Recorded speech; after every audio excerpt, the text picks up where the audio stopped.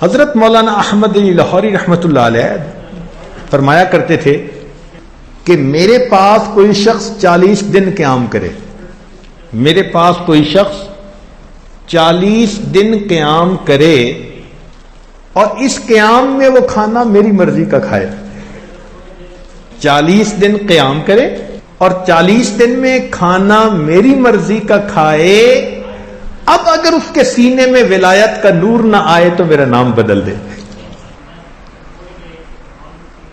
اس کھانے کا انسان کی روحانیت پہ اتنا اثر ہوتا ہے۔ چنانچہ ہمارے پردادا شیخ حضرت خواجہ فضل علی قریشی رحمۃ اللہ علیہ بہت متقی، بہت اتنا تقویٰ کہ حیران، بہت احتیاط فرماتے تھے، بہت زیادہ احتیاط فرماتے تھے، کھانے پینے میں بہت زیادہ احتیاط فرماتے تھے، یہاں تک کہ جب کہیں تبلیغی سفر پر نکلتے تھے تو اپنا کھانے کا سامان اپنے ساتھ رکھا کرتے تھے، کسی کے گھر سے نہیں کھاتے تھے۔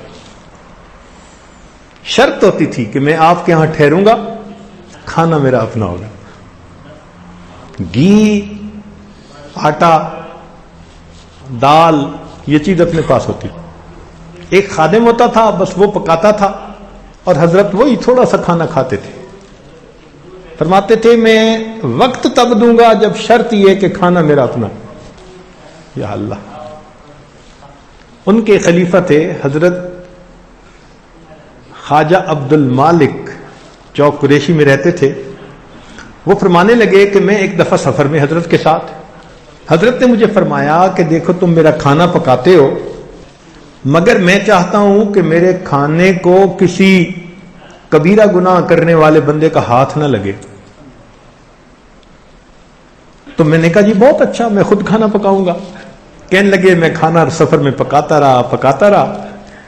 ایک دن کھانا پکایا اور میں نے دسترخوان حضرت کے سامنے بچھایا، اتنے میں وہ شہر کا جو کوئی کونسلر بڑا تھا وہ حضرت سے دعا کروانے آ گیا۔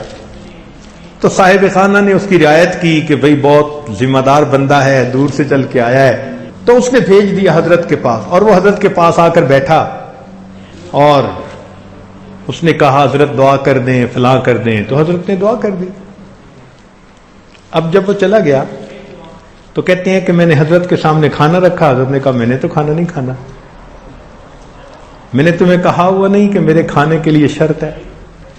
میں نے کہا حضرت کھانا تو میں نے پکایا۔ فرمان لگے نہیں۔